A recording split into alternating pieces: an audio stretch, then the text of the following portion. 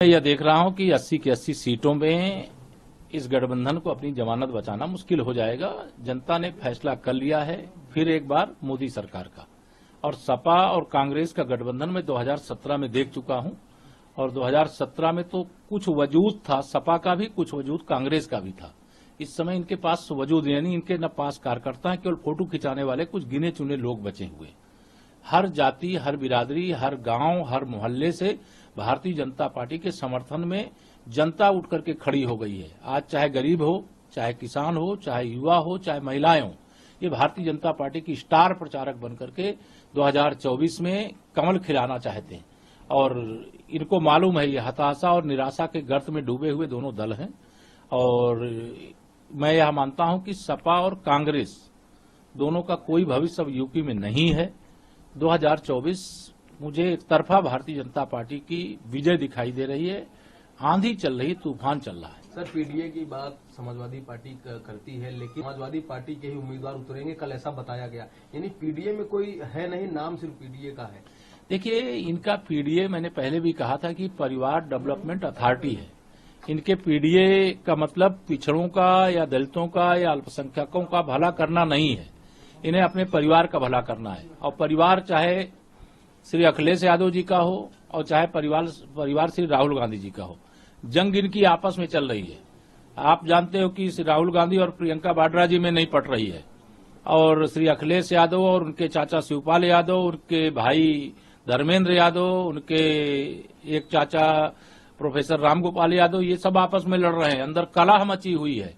और भारतीय जनता पार्टी अपने विजय पथ पर पूरी जिम्मेदारी से, हम गांव चलो अभियान चला रहे हैं, हर बूथ पर संपर्क कर रहे हैं, मोदी की गारंटी वाली गाड़ी लेकर के घर घर पहुंचे हैं, हम लाभार्थी से संपर्क अभियान चला रहे हैं, हमारे पन्ना प्रमुख तक बन गए हैं।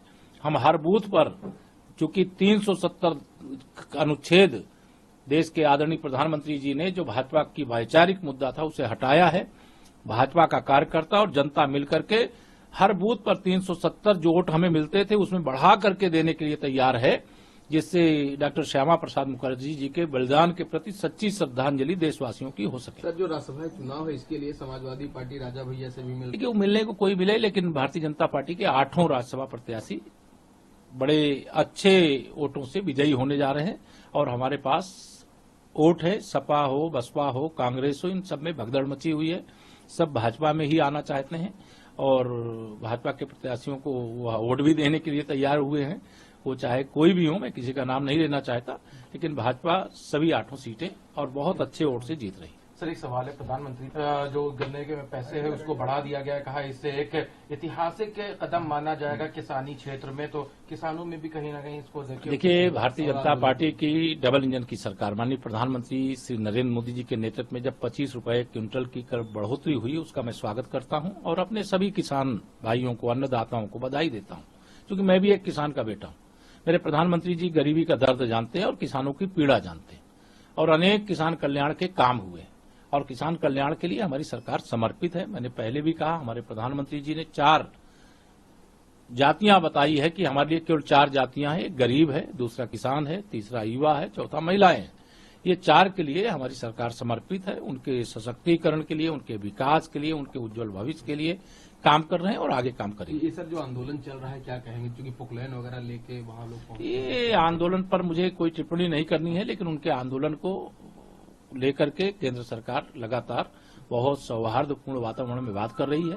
अगर उस आंदोलन की आड़ में कोई और है तो वो पता चलेगा। सर, एक बड़ी खबर आई, कर्नाटक कांग्रेस सरकारों से 10% टैक्स वसूलेगी कांग्रेस सरकार, क्या कहेंगे सर? ये मतलब अभी तो जमीन पर आ गई है कांग्रेस, अब पाताल में जाने की तैयारी में। और सर, अजय राय बहुत गाली दिए और उसके बाद उनके कार्यकर्ताओं ने दिया समाजवादी पार्टी को, तो अचानक लालच कौन ऐसा था कि लोग एक हो रही, कोई क्या जमीन पे हो पाएंगे लोग? देखिए, मैंने कहा कांग्रेस हो चाहे समाजवादी पार्टी हो, इन्होंने अपना वजूद खो दिया है। ये सारे दल मिलकर के केवल मुसलमान को वोट बैंक समझते हैं, उस वोट बैंक की लड़ाई लड़ रहे हैं। उनको मालूम है कि वो चुनाव नहीं जीत रहे हैं, उनको मालूम है मोदी जी की सुनामी चल रही है। भारतीय जनता पार्टी तीसरी बार बहुत बड़े बहुमत से सरकार में आने जा रही है। 10 साल कांग्रेस की सरकार रही, अब पूरे देश में और दुनिया में देश को बदनाम कराने का काम कांग्रेस की अगुवाई वाली सरकार ने किया, और देश में त्राहिमाम भ्रष्टाचार एकदम दलदल में आकंठ डूब गया था। लेकिन मेरे मोदी जी के नेतृत्व में 10 साल से सरकार है और लोकप्रियता का ग्राफ जो है लगातार ऊंचाई की ओर बढ़ रहा है। हमारा वोट प्रतिशत बढ़ रहा है, हमारा देश में जनाधार बढ़ रहा है। इस बार उत्तर भारत भी जीतेंगे और दक्षिण भारत भी जीतेंगे। धन्यवाद।